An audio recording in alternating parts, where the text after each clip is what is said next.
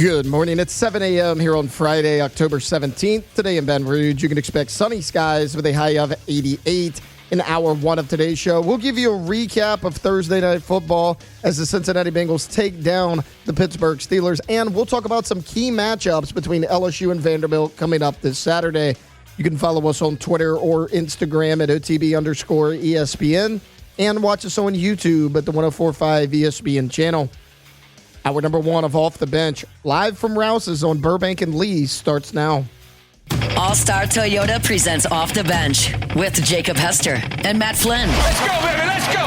From a championship backfield to your morning drive. Hands to Hester, and Hester, yep, got it, 5 out of 5! You're locked in to Off the Bench. Flynn is back to throw from the end zone, boom! Live from the Raising Cane studio, here's Jacob Hester and Matt Flynn.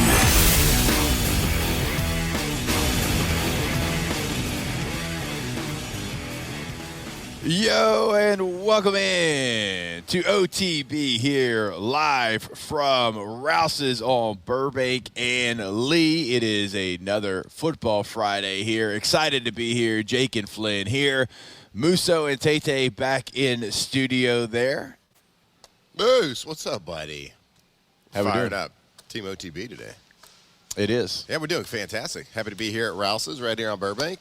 We will be here all morning from 7 to 10, so come join us. Come say hi. We have, I think, few more people every single week kind of trickling through, coming to say hi, coming to get a little breakfast right here. They don't have it out just yet. I think the doors are opening. They're starting to put it out. We got the hot bar back here, some eggs, some grits, some bacon, sausage, everything you want. But every single week we are here throughout the season, fired up. I get here about 6:35 this morning, and again, I'm like the 40th person into the store because everybody that works for Rouse's is here. They are getting ready for you. They're getting ready for you to come pick up your weekend groceries, your tailgating groceries. And shout out to Cassie, too. I walked in at 6:35.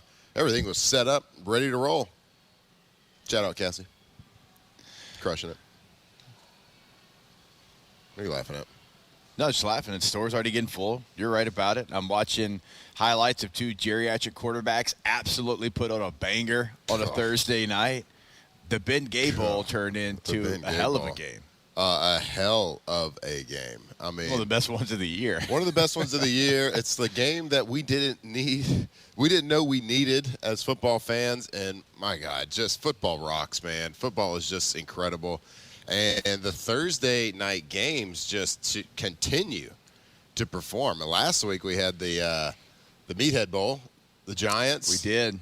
Beating the Eagles with Jackson Dart and Scattaboo. Brian Daboll yelling at doctors all over the place. Trying to get people out of the injury tent. Yeah. Trying to get people out of the injury tent. We've had the Packers, Commanders. We had the Eagles, Cowboys first game of the season. We've had some bangers on Thursday night, but none better than last night.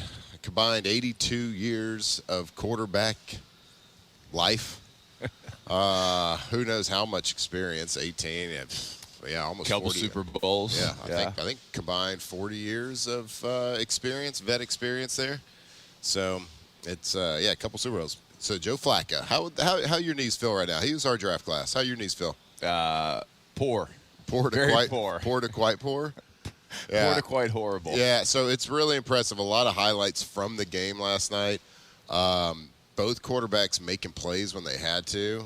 Zach Taylor's call sheet, I think, throughout the game yesterday was inside run, screen pass, Jamar. Yeah. Those are the three plays he ran. Yeah.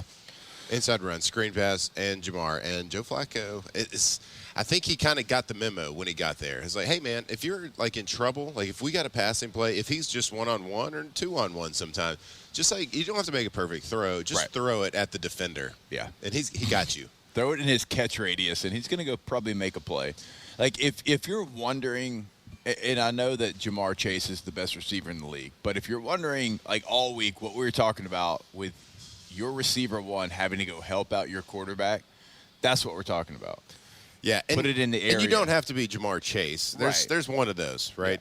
Yeah. But help your quarterback out. Be friendly to your quarterback. Make a play. Make it to where the ball doesn't have to catch you every time. Yeah. Sometimes you got to go catch the ball. And that's what we used to say, like when you saw a pass down the sideline yesterday, or like Aaron Rodgers threw DK Metcalf on a go route. That ball caught him. Like that ball was like you couldn't have ran up there and handed it to him any better.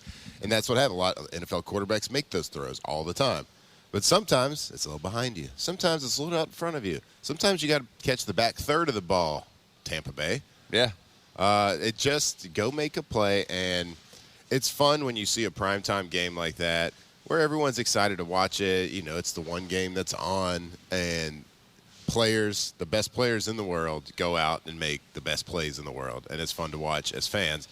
And then also, like for the football nerds like myself, the end of the game, T. Higgins catches a ball, a deep ball down the sideline in a 4-minute situation, under 2 minutes in the game. He catches the ball down the sideline, has a path to score, and operates one of the smartest plays in football, a no moss situation. I don't know what y'all called it. We called it no moss, which is no more points, no more anything.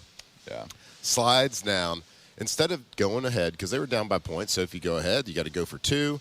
You might end up being up by 5 points, or you might be up by 7. Like it doesn't. You don't really know what's going to happen, but you give time to the other team. You slide down, give yourself a chance to center it, knee it, kick a field goal with no time left. So they did it. Executed it perfectly. It's a little bit of risk, but it's a small risk. It is. I mean, but you look. I mean, if a kicker misses that, you'll take that chance. I mean, it's an extra point. Actually, I'd rather take the chance. I'd rather take the chance of my kicker making a really short field goal because it's a small percentage he's going to miss that. Right. It's a higher percentage that Aaron Rodgers and the Steelers drive down and score a touchdown to win it. Aaron Rodgers on the last play of the game had the longest air throw since 2017 in the NFL. Are you serious? Yeah. Good stat pull. I knew it was awesome. I watched it, and I saw him throw it, and I was like, holy hell. Yeah. Since 2017, it's the farthest ball it's traveled in the air. Yeah. That's one thing to do it. Like he threw it 70 yards. Like there's quarterbacks. I think like when I was a senior in high school or freshman, I think I chunked one that might have gone 70 yards, or like at least someone told me it did. Right? Yeah. Like I didn't see it, but a little helium in that ball, huh? Yeah, but to be able to do it in a game, like with pads and a helmet, shoulder pads on that, with bad, intention rushers coming towards you as well. Yeah, and I think I got to look this up. I should have done this before the show, but I didn't think about it until right this second.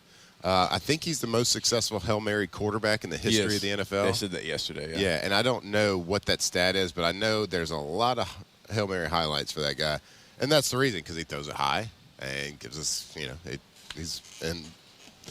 gives his guys an opportunity, and he's played in a lot of games, so he's. We almost saw it. I was hoping we'd see it. I was cheering for my guy. But, if he's going to get outdueled, right? You know what? I was like, you know what? Flacco. I was like, man. I was like, screw it, dude. Put Flacco in the Hall of Fame, too. Whatever. Go ahead. Yeah, okay. I mean, he's not hurting himself. So it was funny. We were all watching the game last night, and it was me, Katie, and Memphis. And Memphis is kind of like, he always asks, like, hey, who do we go for? Who do we go for in this game? And we were trying to figure it out. We were like, do we go for the Steelers because Coach Matt and Aaron are friends? Or do we go for Jamar Chase? Where do we Where do we go here? Yeah. It's funny. He was, like, asking back and forth. I don't know if there's any wrong answer on that one. That's kind of what Katie said. She's like, right. I think either way. I was so, happy just watching how the game unfolded. Of course, I was, cheering for the Steelers, but Flacco's awesome, man. Yeah. I mean, to do what he has done over such an extended period of time, just been consistent and good. And you could tell the hurt and the anger in Tomlin's voice last week when he got traded there. When the Browns, like that, you don't do that. Yeah, you don't trade within the division for a guy that you thought so much of that he was your opening day starter. Yeah. And you trade him to somebody in the division. And you can see the pain because Tomlin has the utmost respect. Like, is there any coach out there that respects quarterbacks that he's played against more than Mike Tomlin? No. I remember last year when people were comparing Jaden Daniels as a rookie to Lamar Jackson. And Tomlin was like, hold up now. Yeah. You're talking about Mr. Jackson. Yeah. Like, let's be very careful. Let's tread lightly when we make comparisons. Of course, that comparison is Jaden's that dude. Yeah. But, like, he was just saying, hey, let's pump the brakes when we start comparing guys to the guys that I respect. Right. And I think he has the utmost respect for Flacco because he's played him, and he knew. And the game last night. Yeah, he knew what Flacco knew could do that with was a Jamar possibility. and T. Yeah. Makes it a dangerous group. You haven't had some of the, the third and fourth receivers make a play. Yeah. Like that game was. Wait, they a great can do example. that? Third and fourth receivers, they can make plays? Yes, that They're game was allowed to? Great example of guys going out and wanting the football, not being denied, and just being aggressive towards the ball. Blows my mind, man. They're allowed to. Yeah. I mean, did you see the Joe Flacco's face whenever Jamar actually dropped one? Yeah, he did. His so mouth was like shocked. wide open. Okay, so I don't remember the exact number. It was either 161 or 181 million is the payroll for the Steelers defense this year. Okay. That's a big number if you're pretty wondering big, at yeah. home. It's a Yeah. big number. So their defense, they bring in Jalen Ramsey. Jalen Ramsey was getting cooked. He was. Worked last night. Couple pass interferences. You could sometimes you call them, sometimes you don't. But they got called. And he got cooked. He got cooked on the T. Higgins one late in the game that he did the no-moss situation on. Touchdown to Jamar. He was getting worked a little bit, but a big salary to go in there and get throttled and look like Swiss cheese, the 41-year-old Joe Flacco that just learned the snap count 7 days ago. So I don't know if it's unimpressive or impressive by Flacco on that, but I think there was a play. The Steelers had just scored the go-ahead touchdown, an incredible third down play. Aaron rolls out to his left, scrambles out. They just got a holding call. I think it was 2nd and 20. I take that back. It wasn't third down. I think it was 2nd and 20. 2nd and 20. 2nd and 20. Rolls out, throws a dot down the field. Touchdown to Freiermuth. Second touchdown of the day for Freiermuth, and he wins the race. But the Bengals get the ball back. Like the first play, Jamar runs a shallow cross and catches it, and there's no one within 15 yards of him. Right. Like, what do we do? What are we doing? So, yeah. You might want to make sure that you cover him. Like, you can all the drop people. some other guys. Yeah. But let's make sure we get him. Anyway. Flacco with the wheels as well when he pulled it. Dude. So, did you hear the after the post-game stuff? Where he took the stand, they had asked him, I think Fitzpatrick had asked him about that. He's like, so is that like a called situation? He's like, no. He's like, I got the play call, and it was like one of the few call, like, I had to read that one off the wrist. Yeah. Like I didn't have that one memorized. I had to read that play off the wrist. And I can't remember who the receiver was. I think he said T was supposed to do a counter motion from the outside. Counter motion come and seal the end. Right. He's going to hand the zone off. And he's like, but the play call was running down. And I just told him, I was like, just chill out there. Don't come in motion because I had to get the snap off. So the wide receiver is supposed to come down and block the end. Right. So there's no one blocking the end at this point. So he's going to hand the ball off, and he just sees the guy crashing down, and he was like, well, screw it. Let's just do it. Yeah. And he pulls it and just totally ad-libbed it. And he's like, yeah, man. He's like, it felt really fun. He's like, I hadn't done that since probably my second or third year in the league. Yeah. You're not running zone reads with Joe Flacco? Yeah, so second or third year in the league, if you're counting, that's over a decade and a half ago. Yeah, that was 2010. So he just pulled it. And it was kind of an ad-lib, crazy situation, but I think he got about 15 on it. Well done. Well done. Well done, Joe. Don't do it too much. Great game. Great game. Very exciting. Gotta love the NFL. Yeah. Love it. Even between two 41-year-old quarterbacks, you can get a product like that. Do we have a quarterback controversy in Cincy? People are asking. That's the first time I've actually seen Burrow on the sideline. And look, when you have a foot-toe injury, you don't want your guy standing on the sideline for 4 hours. No. So I get that, but that's the first time I had a chance to actually see him there with the team. And John, it was so weird seeing Joe, with the headset on, talking to Joe Flacco. I know, right? It's pretty wild. Joe, did you see him with the long hair, the wispy bangs? Yeah. Kind of looked like a punk rocker a little bit. I saw a good post yesterday on the old Twitter machine that said, My Chemical Joe-mance, I think. Hey, everybody goes through their emo phase. Everybody goes through their emo phase. Joe looked a little sad yesterday. He wasn't playing, which not playing in a game is like the worst feeling in the world. It is. All right, we're going to take our first break, but we got so much more coming your way. Of course, we'll play all our favorite games that we do here on Friday. We'll have a pontoon parlay, a party barge parlay. We'll play What's the Ticket. All that's still coming your way. Stay locked in here to OTB. Off the bench. All right, it is always a great time to go for Dose. So if you're getting your tailgate ready, hey, maybe you're traveling right now to Nashville to go watch the Tigers play Vanderbilt there on the road, and you got to fill up the ice chest. Go ahead and fill it up with some ice cold Dos Equis. Or hopefully you just went ahead and did it before you went. Or if you're hosting a watch party, right, and you're not going to the game, but you're going to have people over, well, be the hit of the party because you brought the Dos Equis. It's always a great time to go for Dose. That's right. Are you a can guy or a bottle guy? Ooh, I like a can, actually. Come on, I'm a big bottle guy. When it comes to Dos Equis, that green glass bottle, cut open a fresh lime. You can get any of that at Rouse's right here as well. But get ready for the weekend. Get ready for tailgating. Get ready for a trip. If maybe you're going for a little fall break, whatever it is. Get that cooler ready. Get that fridge ready. Go for Dos Equis. I start walking your way. You start walking mine. We meet in the middle. Meet that old Georgia pine. We gain a lot of ground. 'Cause we both give a little. Ain't no road too long. We meet. Tigers turn talkers. This is Off the Bench.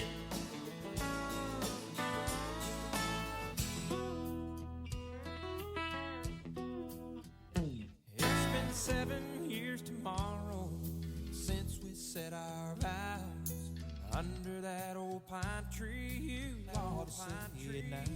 All right, welcome back in. It is OTB here on a Football Friday. LSU traveling later today to Nashville to take on Vanderbilt, where they are a 2.5-point favorite. Vanderbilt's 2.5-point favorite. LSU 2.5-point dog. Arr.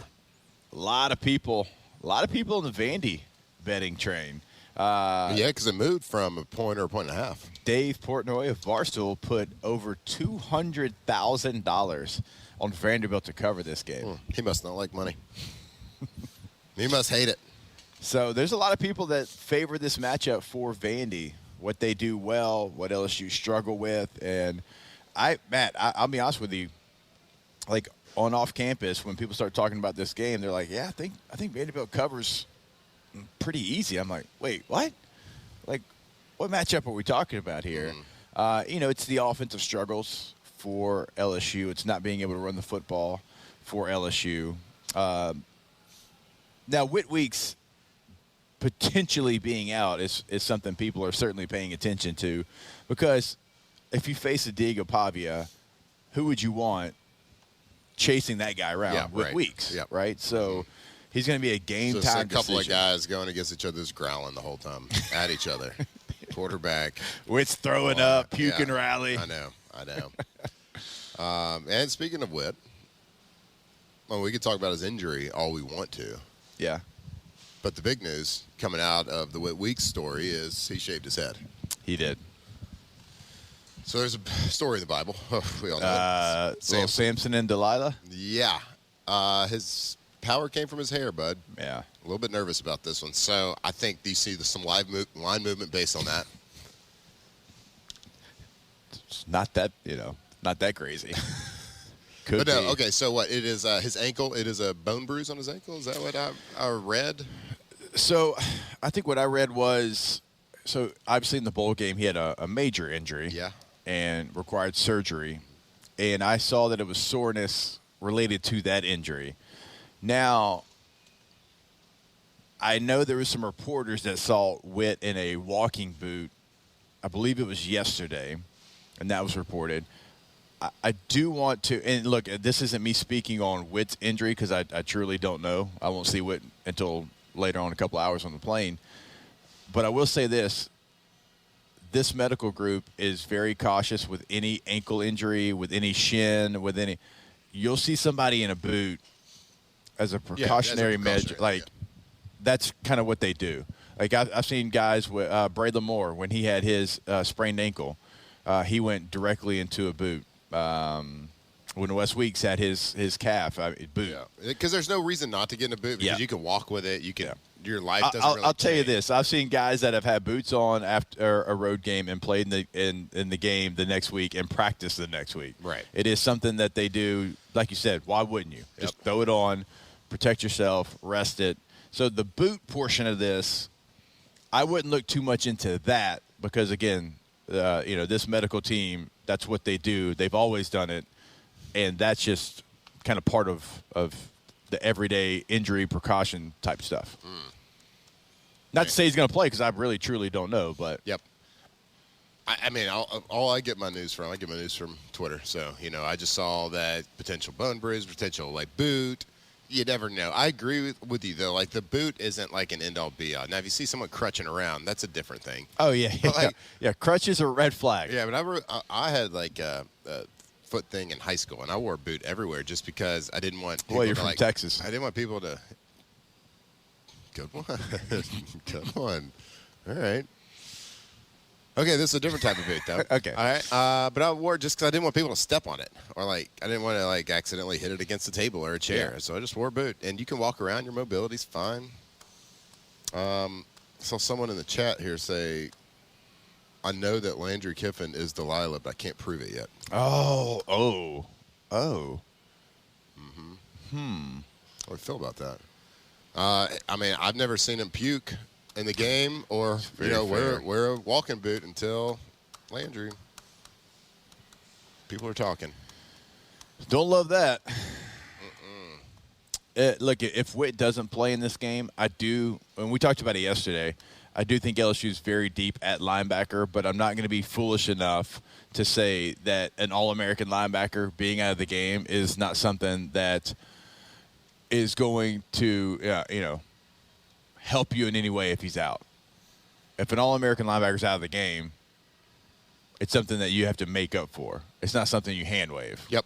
There's certainly one in this game where you're playing against a Diego Pavia that likes to improvise, likes to, when nothing's there, try to create a play, and, he'll wave the football around, he'll pull a spin move out, and all of a sudden you look down the field and he's got 17 yards, right? Mm-hmm. Well, in a game like this, that's where you want a Witt week. So, again, game time decision.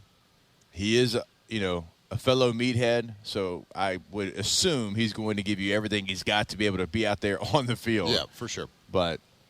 And look, from the silver lining for LSU fans and the LSU defense is that they already have the experience. They played in the Florida game. Witt got kicked out of the game three plays in. So they've been able to go and they've been able to play at a high level without him already this season. So they know they can do it. They know they can create chaos.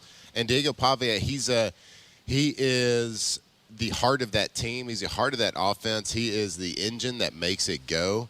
But let's not get it twisted that he's like this explosive, 4-3 guy that right. He's a guy that does everything, does a little bit of everything. He can throw it. He can run it. He's tough. He's gritty. He's not going to slide. He's going to dive at your knees, trying to take your knees out as a ball carrier. He's going to try to push the pile. Yeah. If his ball carrier is getting held up and defenders are trying to come in and hit it, he's going to come in from 20 yards and try to clean someone out. While there. He plays like an offensive lineman. He plays quarterback like a linebacker. But the team speed for LSU is going to nullify the potential for, unless there's missed assignments, unless there's some sort of trick-em-dick-em play that gets him out in the open. He's not going to just outrun people to the sideline or outrun people for a long gain. I said it 2 days ago. It's death by 1,000 cuts with Diego Pavia. So, of course, you want your All-American linebacker out there. But I think there's people that can make up within that LSU roster to keep us competitive, to keep our defensive elite. And we did it. Again, I go back to the Florida game. He was hurt. He wasn't hurt. He got kicked out of the game for a crap call. Our feelings were hurt. Our feelings after were that hurt. Call. Yes. The referee's ears were hurt because he was screaming so much on the sideline. But Yes. he was out of the game. They found a way to stay elite on defense. Yeah. They had 5 interceptions on DJ Lagway. I would expect this defense, whether it's Whit Weeks is out there or not, I would expect this defense to give Vanderbilt all that they want. All right, Louisiana roots, local people, real service. That is Campus Federal Credit Union. So whether you're looking for a new checking account, and always remember, they have multiple options for you. Go check out which one works for you, which one works for your family. If you're looking for a car loan or even help with your business finances, Campus Federal has been servicing Louisiana communities since 1934, Shreveport, Baton Rouge, New Orleans. They understand what it means to take care of their own because they are here from Louisiana, boots on the ground here in the state. So stop by a branch near you or visit campusfederal.org to learn more. Campus Federal, where family, community, and your finances come first. All right, we'll continue diving into some of the matchup. You know, we've talked a lot about Diego Pavia. He's the star for Vanderbilt. We all know that. Eli Stowers is a star tight end for them. But the Vandy defense is one that's probably undervalued, doesn't get talked about enough, and it's really one of the reasons why they've been able to change who they are. So we'll break down some of the Vandy defense for LSU's offense and what does the LSU offense do to try to continue some of the success they had on the ground against South Carolina from a week ago. And we'll have that for you when we jump back here live from Rouse's. Off the bench. All right, go to allstartoyotaofbatonrouge.com. If you are buying new, if you are leasing, if you are renting, everything is available. Of course, when you're buying new, everything's available, but even then, you've got multiple options in every category. Multiple midsize SUVs, full-size Sienna minivan, multiple trucks, multiple hybrids, multiple sedans.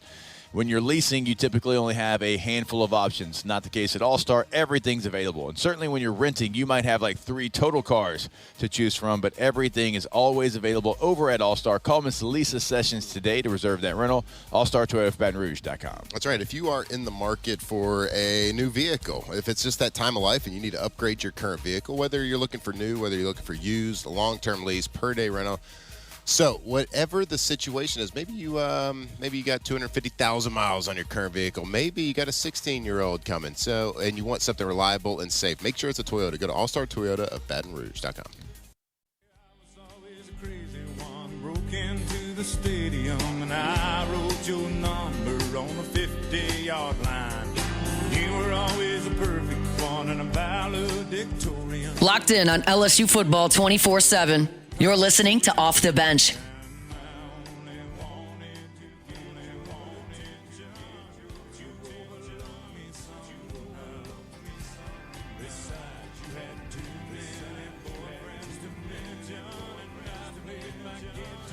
All right, welcome back in. OTB here live from Rouse's on this Football Friday. Talking a little LSU and Vanderbilt. Now, one of the things that we haven't gotten into too much, Matthew, is the Vanderbilt defense against the LSU offense. Because we've talked about, the stars for Vanderbilt, obviously for LSU. The defense has been a star as well. Not the star position. Don't worry. Don't get upset. It's not a position, but it's a mindset. You know that. Sure.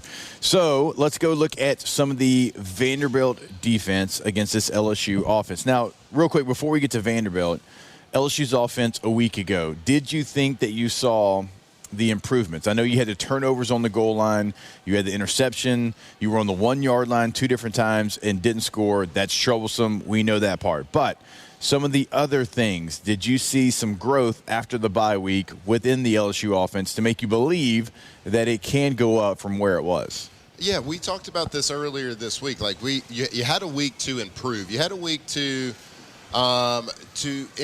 maybe potentially add some wrinkles in there. And, of course, like the big thing that everybody was worried about, that we were worried about, is the running game for the LSU Tigers. That was for 2 years now, been very vanilla, very bland. We have struggled in short yardage situations. The versatility is just not there. The creativity is not there. Like we said, we hadn't run a power all season. Well, this past week, you saw them trying to do things. They pulled the guard 5 times in the game. Yeah. Holy moly, 5 times. If you would have told me they were going to pull the guard 5 times earlier in the season, I would have said you were a liar, because it might as well be 500 times, because it's not happening. Sure, I don't think any of them were traditional powers. I think we're giving them the benefit of the doubt on a quarterback power and saying it's a power, not a counter. But it was a counter play, but so what? We're moving the line. We're moving, pulling guards. We're pulling a tight end. We're being able to wash down one side of the running game. And then we get under center. I think the first play of the game was under center. The first running game was under the center. So they're trying to do things. They put a fullback in a short yardage situation, and the hole was there. Caden Durham missed the read. But you know what? You really haven't done it. Like reading behind a fullback is way different than just like a normal gun read. Your keys are different. You're reading different things. You gotta not only read the line, but you got to follow your fullback and read his cues. So I hope that they don't just say, well, we tried to do it. We tried to go, 12 personnel or 21 personnel or 22 personnel. We tried to run it with a fullback and some tight ends, and it just didn't work. So let's scrap that and go back to our gun inside zones with some RPOs behind it. Yeah. I hope they don't do that, because it's coming. It was there. It was there. And on the broadcast, I kept saying, I was like, it's close. It's close. Keep running it. Keep running it. Don't get away from it. Yep. And then you had Juwan Johnson. He had a big run. Caden Durham started to hit like 11, 12-yard runs. Yep. Because in the running game, if it's not hitting in the first 7 runs, you can't get away from it, because it is a part of the game. It adds to the pace of the game, and you're leaning on the defense. Yep. Every time you do it. It might not hit for 30, but if it's hitting for 3 and you're doing it the right way, that 3 is going to turn into 13. That 13 is going to turn into 28. That 28 is going to turn into a 50-something yarder, right? You had your longest run of the year. And so it was good to see them continue to lean on it a little bit, because it was so close in that game. Now, this Vanderbilt run defense is good. They only give up 102.5 yards per game. That's 5th best in the SEC. Now, through the air, they give up 222.7. That's 12th in the SEC. So they give up more through the air than they do on the ground. But that does not mean that you don't try to establish a running game. No. Like, you can't allow like those stats to dictate who you are. Like, you got to be yourself. And then, look, if the plays show up in the passing game because you're running the football, that's what complementary offense is supposed to be. Yeah, it's I was actually kind of surprised during my film review, my film study this week.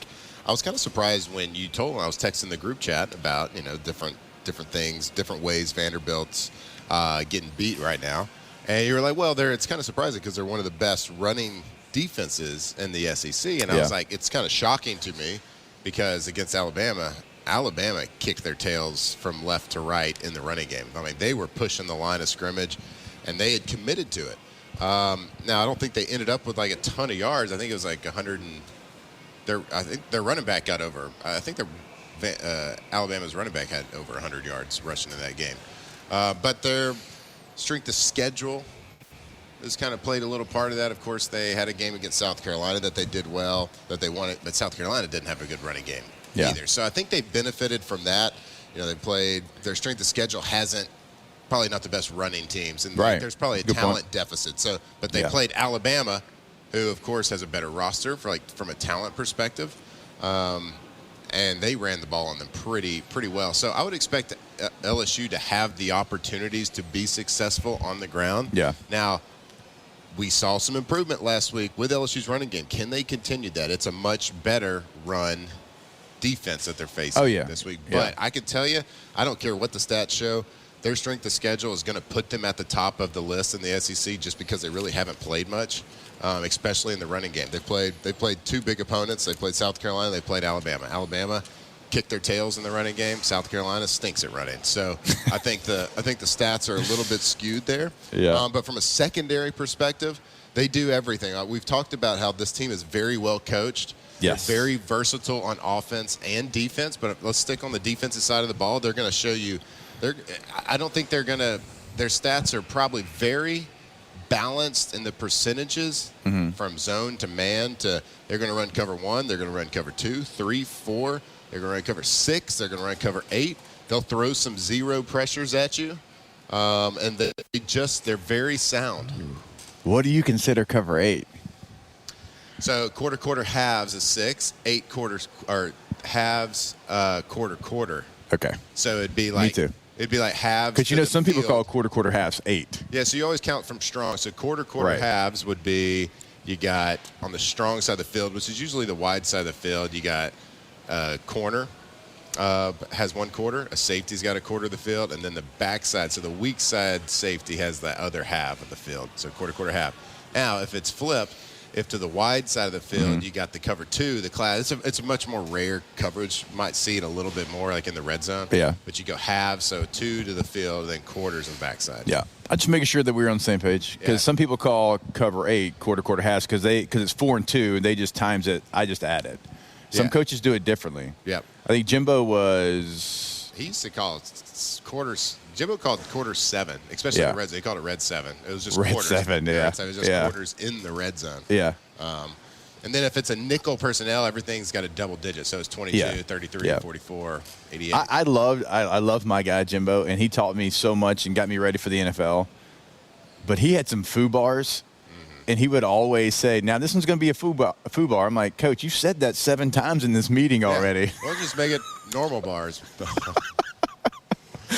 It's like, hey, why are we doing this? Why are we calling this what we're calling this right now? I know. But look, so on the second, Vanderbilt's going to be very balanced. They're going to show you all sorts of different types of coverages. So you're going to have chances at big plays. Then you're going to have times where you're just going to have to take the check down, take what's given to you. But when they do play zone, especially when they play cover 2, their safeties get so deep. Yeah. Every time they're safe, their safeties are coached and preached. They're getting told, do not get beat deep. But that creates opportunity. And I saw Ty Simpson for Alabama do it. I saw Lenore Sellers for South Carolina do it. Take advantage of hole shots down the sideline. Take advantage of underneath, I'm not even talking about underneath, like short routes, like dig routes, routes, curl routes deep. Yeah. Their safeties get so deep, there's lots of opportunity. There are a lot of windows for the LSU Tigers, for the LSU receivers to get open. All right, without cheating here, so I've got their coverage stats right in front of me. Without cheating, I know you haven't watched every game. You've watched South Carolina and Alabama. Which coverage do you think is Vanderbilt's lead coverage? I would say most teams' lead coverage is going to be some sort of 3. Cover 3, 35%. Bingo. Well done. How much zero do they run? I'm going to say about 10%. 13. 13%, which is a big number for zero. That's a big number for zero, yeah. I mean, yeah. Now, a lot usually of see around like 6 or 7%. Yeah, and a lot of that is you got to look at schedules as well. True. They knew they could get away with it. If you play high run teams, like Alabama, when they were they seemed like they were running every play. Yeah. And it looked like they were averaging 7, 8, 9 yards a run in the first half. So they probably played a little zero there. When you play a team like Charleston Southern, you get some. I told you the Buccaneers dangerous. It's a good year for them. I don't know. Hit the portal pretty hard. Pretty hard for the old Bucs. They got thousands of NIL dollars to spend. Yes. Not tens, just thousands. Yes.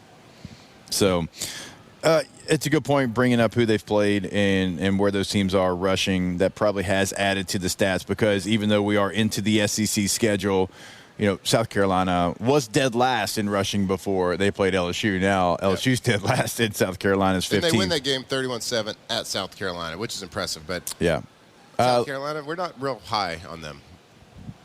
That's the game Lenore Sellers went out, though, with a concussion. He went out with a concussion either late in the first or the second quarter. Yeah.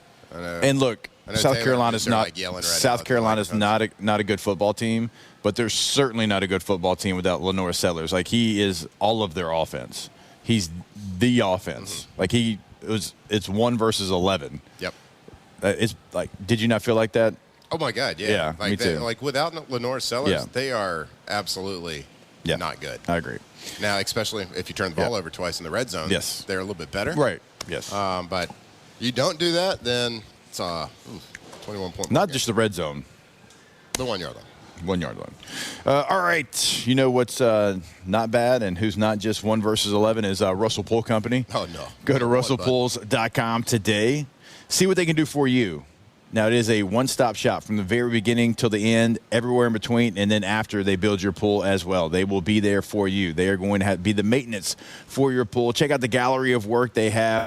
Let them build your dream pool, and that's exactly what you're going to get because you tell them they build it. And if you want to look at the website and pull from different pools and add 6 different pools together because that's what you want for your pool, that's exactly what they'll do. Go to russellpools.com. All right, when we come back, we can take a look around the SEC, take a look at some of the matchups. There's 5 ranked matchups in college football this weekend. 3 of those are in the Southeastern Conference. It is going to be a tier system week. Moving up? Are you moving down? Are you staying in the same tier? You've got opportunity. Where do we think these teams are going to go? We'll have that for you when we jump back here. It is OTB live from Rouse's on Burbank and Lee. Off the bench. All right, go to gcopnet.com. That is the website for Gulf Coast Office Products. Now, it's not just about documents anymore. It's about managing and hosting the information your company needs to grow and thrive in the years ahead. So, if you work in an industry like a law firm, or you work at a university, or you work at a bank, or you work at a hospital, you know how important it is for you to always be able to have those documents. And if something happens, you don't want to be on the phone calling 17 different numbers. You want to call the person that's going to fix it the first time, and that's what Gulf Coast is going to do. So go to the website today, gcopnet.com. Yeah, I can tell you, sir, someone that has printers at an office building, I got a printer at a factory building, like being able to communicate with somebody when you call them the first time and not get a robot, not get a voicemail, whatever it is so important. It is your office, your workplace, a lifeline, that paper trail. So if you want to fix it, if you want something at your office, get to gcopnet.com. My heart said, go ahead and make a bid on that.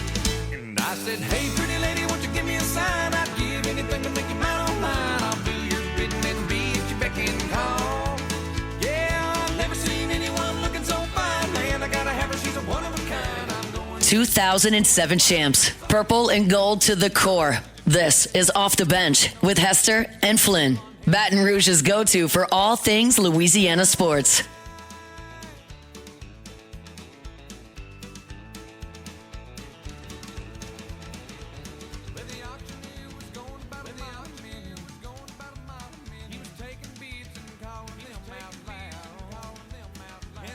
You're back.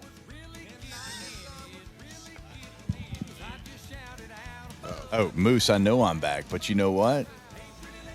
I'm going to enjoy this song if that's okay with you, Moose. We were about to give you a compliment for Jeez. spinning the Compliment. That's taken A-okay. back. Go ahead. It's a great song. Little John Michael Montgomery.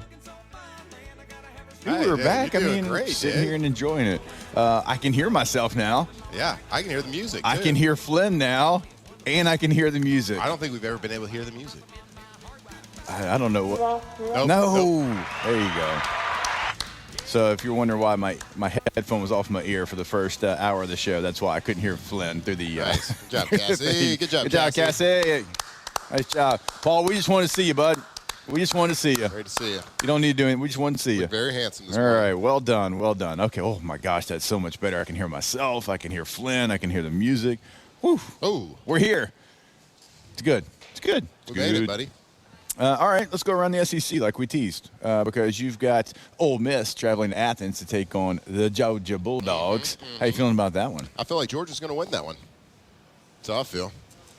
Feel like Ole Miss is I hate to use this term because nobody knows what their mascot is, but Paper tiger. Paper tiger. There They you are go. a paper tiger. I don't think they are as good as their ranking. I didn't think they were that good when no, I'm not going to say very good. I didn't think they were that good when LSU went there to take them on. I thought they were a 9-3 football team. And you still feel that way? Yeah. Yeah. 9-3, yeah, okay, I could see that. I underestimated how much the tempo of their offense would neutralize the creativity of the defense. And it probably shouldn't have been a surprise. I guess when I'm watching film of a team, it's hard to tell on the game film, like the All-22, like the tempo. Yeah, 'cause you how don't have the fast they're in-between, really going. yeah. Probably should have watched a little TV copy on that. because you don't get the in-between of the plays. So I underestimated that portion. Now, of course, the LSU defense played still, like at the end of the game, they played great for the amount of plays that they had to, but they neutralized them in the way that they couldn't get off the field. Like the third down efficiency was very high for Ole Miss. I did not think that Ole Miss's secondary was very good. And I just didn't think their defense total. We just didn't play well enough on offense. The creativity wasn't there. Nuss didn't play well enough. And you get beat. You get beat on the road in an SEC game. But I just don't think they are as complete of a team as what their ranking is telling us that they could be. So I think they go down to Georgia. And I don't know if it's going to be particularly close or not. Now, I do think Georgia has some deficiencies as well. Sure. They're not the Georgia where it's just like roll the helmet out there. They're going to run the football and play incredible elite defense and get some plays from their quarterback. I still think, and they still need to learn how to clap. They haven't figured the clap Haven't thing figured out the clap portion of this. It's actually pretty tough if you think about it. So they got to show me how to do it. See, everybody wanted to make fun of Coach Miles. He knew what he was doing. He knew the clap. He knew how to clap. He knew how to clap. He knew how to do Smart it. does not know how to clap. He does It's pretty not. remedial, too. You got to start wondering. He still got it. Did T-Bob used to call him Kirby Dum Dum?